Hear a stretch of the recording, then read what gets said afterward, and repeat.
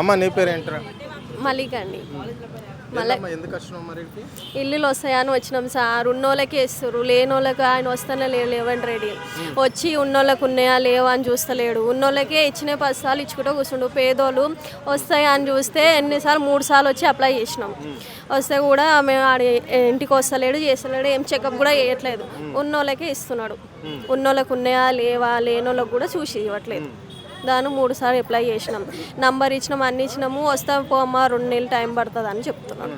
ఇప్పటి వరకు ఈ ప్రభుత్వము అమలు చేస్తున్న 6 గ్యారంటీలలో నువ్వేమేమి బెనిఫిషన్ తీసుకున్నావమ్మా? ఏం తీసుకోలేదు సార్. ఏం లేదు. ఏం లేదు.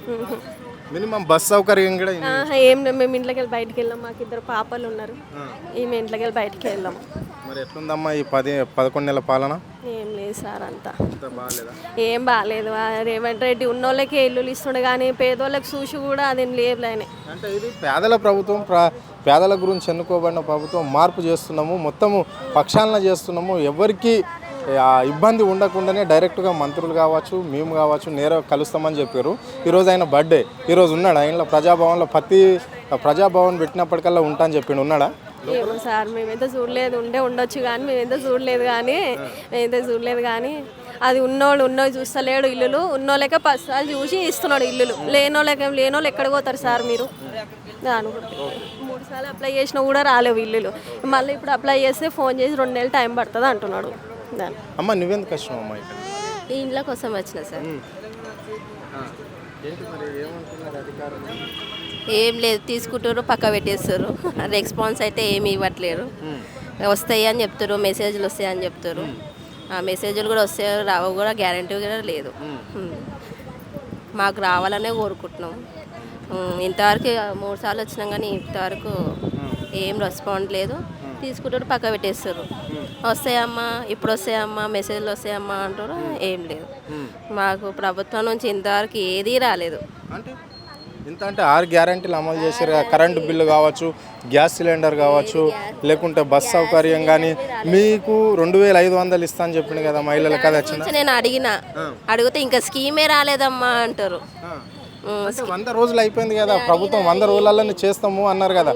ఇప్పటికి దాదాపుగా 300 రోజులు అయిపోయింది.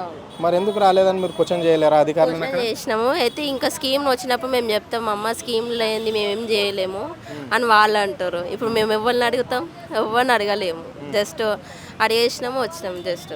మరి ఇప్పుడు రేవంత్ రెడ్డి సార్ బర్త్డే ఉంది. ఈ బర్త్డే సందర్భంగా నువ్వేం కావాలనుకుంటున్నావు, ఏం కోరుకుంటున్నావు, ఆయనకి ఏం చెప్పదలుచుకుంటున్నావు ముఖ్యమంత్రికి?